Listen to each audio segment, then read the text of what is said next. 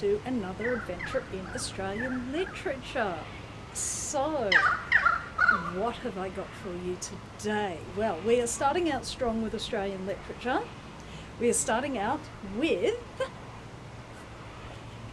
Davis Malouf's Remembering Babylon.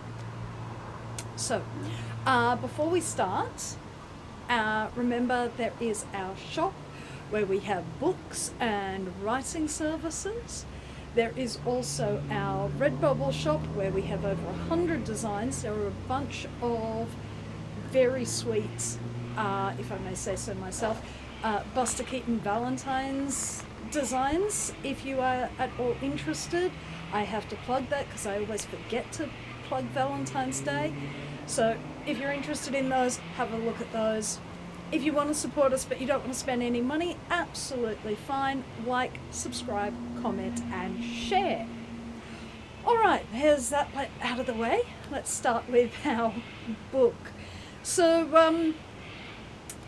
I figured we'd start out strong with Australian literature for 2026 and we would have a look at a Davis Malouf.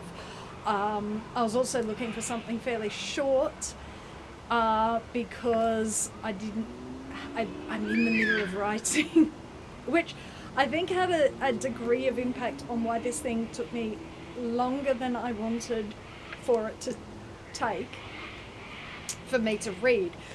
Between Heatwave, when there was no way that I wanted to do anything, and the fact that my head is in a completely different place meant that I just wasn't picking it up, which is why I'm filming on a Thursday. So it's not going to be a long video, I don't think, if I'm to get this filmed, edited and up. But Remembering Babylon is set in the mid-19th century. It's set in Queensland, about halfway up around the Whitsundays area, but inland from the Whitsundays. It is set amongst early settlers of that area. Now, Queensland at this point has become a state in its own right, and only fairly recently. The first governor is Sir George Bowen, for whom Bowen in Queensland, up in Proserpine, is named. The area is called Proserpine. Until then, Queensland had been part of New South Wales and it had been administered by New South Wales governors. So this is very early in Queensland having an identity of its own, Queensland being Queensland. So this takes place on the very edge of the frontier north, not the edge of the frontier west, the Darling Downs, all of that. That was settled quite a lot earlier. It was settled during the time that Queensland was part of New South Wales. This is as it pushes up further and further north. So if you do want to have a look at a book or a video about that early settlement of Queensland, what is now Queensland, and the impact, like the conflict that involved, I would suggest Killing for Country by David Malouf, which I've also done a video on, which I mentioned because this book walks into the conflict, a conflict that already exists. So these settlers are at the northern extreme of the Queensland settlement. They are clearing land, they are establishing their farms, they're establishing their community. And at one day, a man walks in from the bush. He's a young man, he's under 30, and he walks in from the bush where he has been living with the local Indigenous people. His name is Gemmy Farley, which is, I think, a corruption of Jimmy. He doesn't know, he's always been called Gemmy, which we discover later in the narrative. So his name is Gemmy Farley. He has he mostly doesn't speak English when he walks in from the bush. He dredges up certain words to help him explain what's happened to himself. But since the age of 13, he has lived with the local indigenous people and has not seen white people since arriving. He had been shipwrecked, or, well, we presume he has been shipwrecked. What we actually find out later in the book is something different, but he has been cast off and abandoned from his world. He is a former child of the streets, a neglected, a impoverished child of Victorian London, or not even certain it's London. In fact, when you get down to it, he's probably a child of somewhere like Birmingham or Manchester, because he talks of, or Sheffield, but he talks of being a very small child sweeping out from underneath sawmills. So he's actually probably a northern child from one of the big industrial centres where child labour was employed to clean out from under the machines, and their little fingers were good for little spaces, regardless of whether that was good, because those children were disposable, much like all the workers.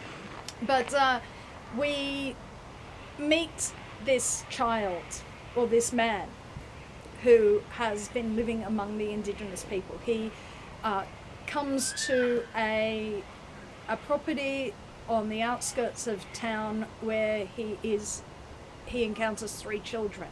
He has actually been skirting the town or the outlying properties for a while, waiting for an opportunity to come in, because he's been living on the outer with the indigenous people. Yes, he has learnt their world. Yes, he has learnt their culture and their language, but he is not one of them. And as stories of the colony start filtering through the indigenous population, it wakes up part of him that tells him he was once part of that world, and he is curious to go and see it, to rejoin that world. Something in him calls to him to rejoin a world that he has been cast out of. So he turns up in this little town that is barely a town, that doesn't have a name yet, this unnamed settlement. Now, and he is greeted as a curiosity, but also with a degree of mistrust, because although this particular group of settlers are not the instigators of the violence, they are walking into somewhere where violence between the white population and the indigenous population has already started. Because, and this is why I would suggest you have a look at David Marr's Killing for Country, because the violence begins much earlier and from people much more powerful than these particular settlers. The violence that is inflicted in order to run sheep through vast tracts of what was then New South Wales, but well into Queensland, was not instigated by these settlers, but they are the recipients of retaliatory violence, and they are perpetrators of retaliatory violence. They live in fear of violence. It's not theirs that they started, but they are part of the cycle. And so as a result, Gemi is viewed with a degree of suspicion. Is he one of us, or is he one of them? And so the story is one of identity, of understanding who is what, and how do you define that? How easy is it for these people to talk about? They debate, how easy is it for whiteness to be lost? is he still in league? And that's the sort of language that the settlers use. Is he still in league? Is he actually a danger to us? Is he encouraging a potentially hostile reaction from the indigenous people of the area? That is why he's viewed with suspicion for this. He's viewed with suspicion because he is not so easy to accommodate within the settler society, and he unnerves them. What does this country do to you? He has been for 16 years on country, literally on country. He has been on country with the indigenous peoples. He hasn't just been settling the country. He hasn't been taming the country. He has been on country with the indigenous people. He understands country. He goes out with the local minister, who is an amateur botanist, and is able to show him the plenty of the country. This opens the Mr. Fraser's mind to this country has something that we do not see, but it is there, because while if we are left without our civilization, without our crops that we plant, without our animals that we bring, without our attempts to recreate a world of Europe that we no longer have access to as we attempt to recreate this in this foreign land, if we lose that, we starve. And yet the indigenous people are healthy and flourishing in this world. So this world is not empty. But for the majority of people, in the majority of the settlers in this little town, he is a threat. He is a threat to the order that they are attempting to bring. And the order that they are attempting to bring is partially as a result of their extreme dislocation. These are very ordinary people, very to the point of being people who have scrounged together money to come to Australia to make a better life for themselves. These people are, while not the absolute destitute of the big industrial cities, the mother of the 3 children is the daughter of miners.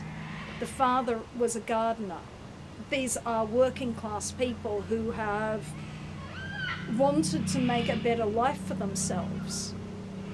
And the only way that they can make a better life for themselves is to go out into this unknown, unknowable world. Across the world, there is no going back. That is what they understand. This is a one-way trip. You can't turn around and go back to England. There is nothing in England to go back to. By coming to Australia, their position in England is gone. It's been filled by someone else. They would not have an ability to restart their lives there, so they have no choice but to hang on. And this world that they have encountered is harder than they thought. Harder and more alien than they had thought that it would be. And so Gemi turning up amongst them is a vision of what happens if you surrender to it, if you surrender to the land. It's one of the things that's very striking about this book is how well David Malouf, as an Australian, of many generations Australian, is able to conjure up the alienness of Australia. Because as an Australian of many generations, the things that we take for granted as being normal and home are things that are alien, so alien to people who come over from overseas. They are the things that people are excited by or frightened by. They are, and our familiarity with them makes us very, very makes us joke about them, makes us, yes, everything here kills you. Everything, yes. Even if it can't, it wants to. The idea that everything kills you, our relaxed attitude to having great big huntsmans in the house when it's wet, our absolute terror of magpies during nesting season, the big testosterone-fueled magpies. All of these things, our stories that we add onto, and our ability to lie with a straight face as we tell the tallest of tales. This is not what these people are able to do yet. There are people in the country who can, and that is important. The people of New South Wales, they're already doing that. And they feel that difference.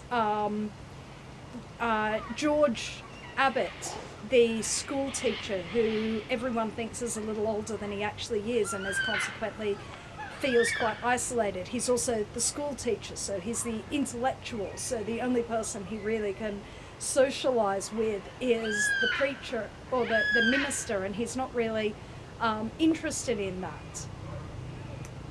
Because he's isolated from the men his own age, because he's trying to give himself a veneer of authority over the children, which he can't do if he's with the other young men.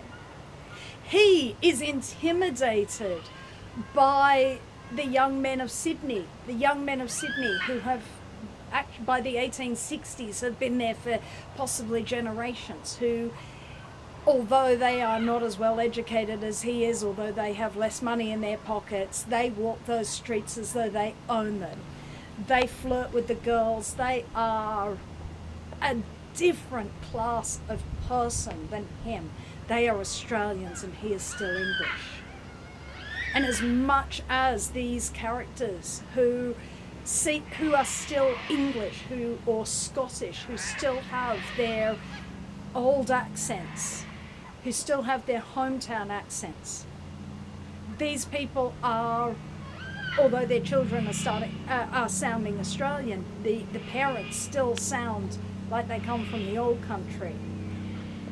These people are not nearly as assured in this world as the currency lads and lasses, as native-born Australians were known. These people are nowhere near as assured in the country as Gemi, who has been living on country. They are assailed by fears across the board.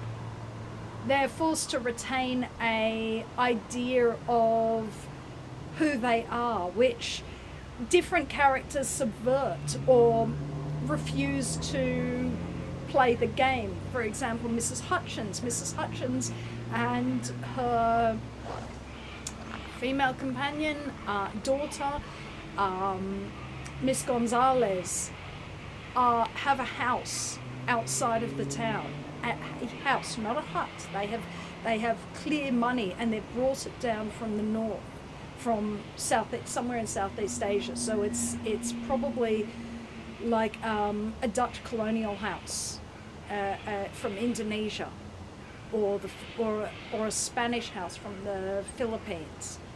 In fact, the Gonzalez suggests it might be Philippines rather than Indonesia, but we don't know.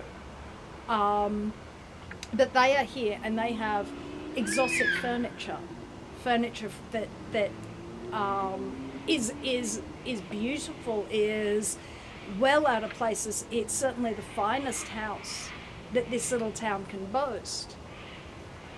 But they are strange and unusual. Miss Gonzalez is very much the epitome of a genteel lady, and George Abbott and Hector, another young bloke from the town, both go and pay calls and have tea parties with Miss Gonzalez and flirt. Whereas Miss Hutchins is a very eccentric woman. So for all of her status and wealth, which do demand respect, the other women of town she's not quite what we expected. She is not someone who is brought into their circle because her presence would be disruptive. Yes, she has money. Yes, she has the trappings of genteel life that they aspire to. But she doesn't do it right. And nor does Mrs. Fraser, the minister's wife. She doesn't do it properly either.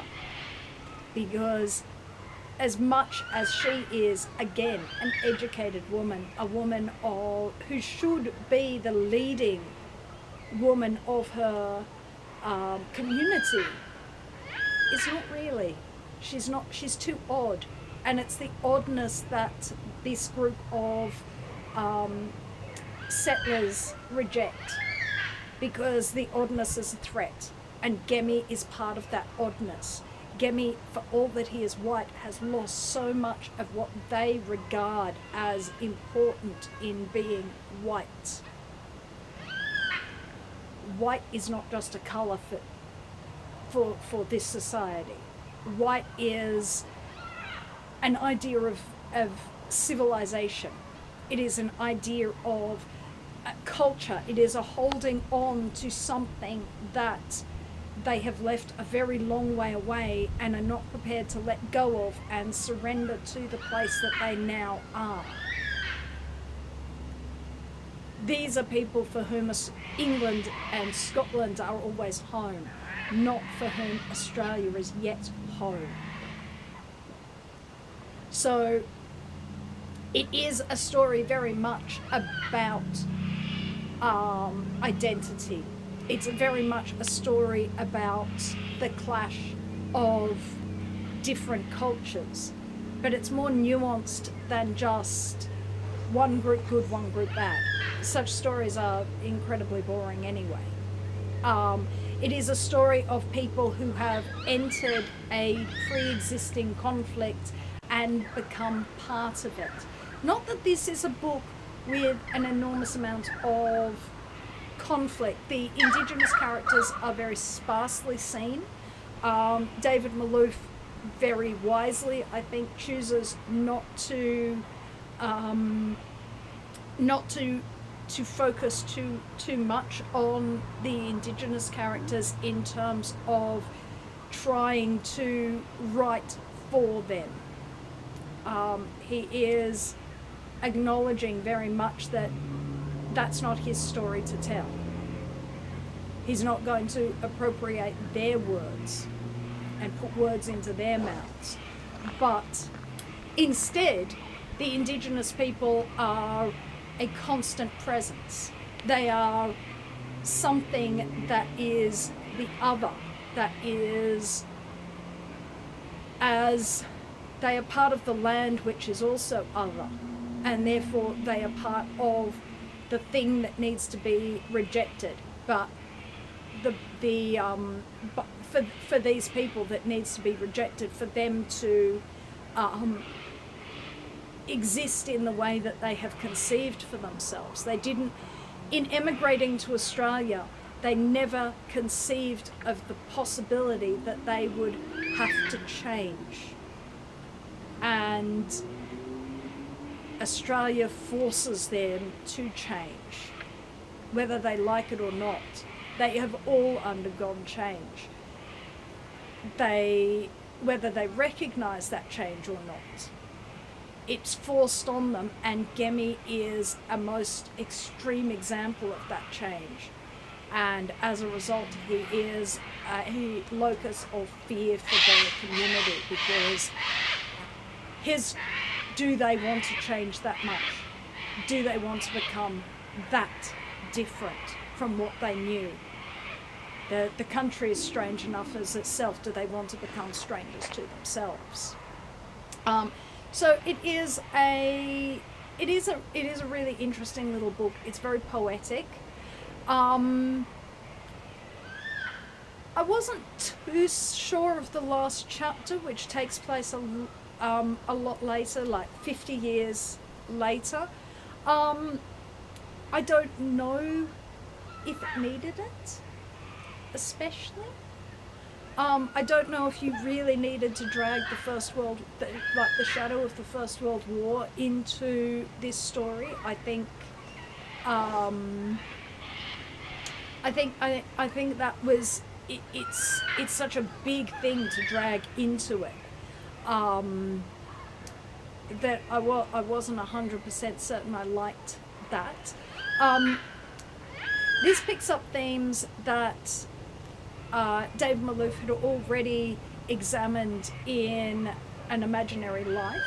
With The Wolf Boy, again, you have a relocated or a dislocated person in the person of Ovid, forced to have moved from his known world of Rome to the very outskirts of the Roman Empire, to among the strangers and being in a strange place. Having an Australian context, this has more, is more grounded, is certainly easier to recognise one's own self and one's own history. But at the same time, it's recognising oneself as being far more at ease in this country than these characters are, which is interesting. In fact, the children are far more at ease in the country than their parents are. Their parents never seem to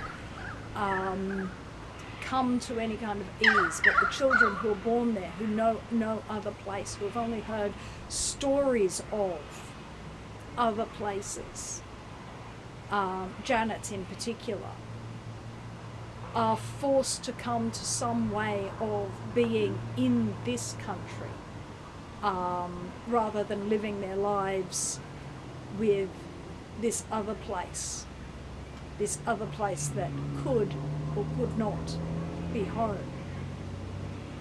So it is a really interesting book. It's one that I would absolutely encourage you to pick up if you like David Malouf. It's not that the last chapter is bad, it's just that I didn't need it. If I ended at the chapter before, I would have been perfectly happy with it. As a book, I would have felt perfectly happy with it.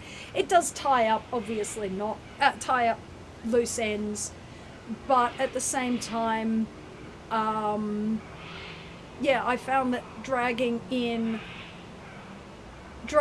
something like the First World War, for it to be such a small part right at the tail end, and it's like, what is this adding?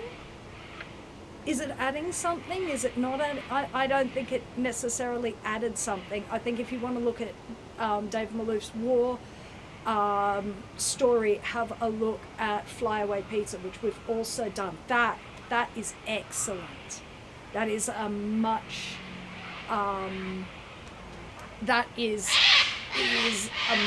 better exploration of the First World War. So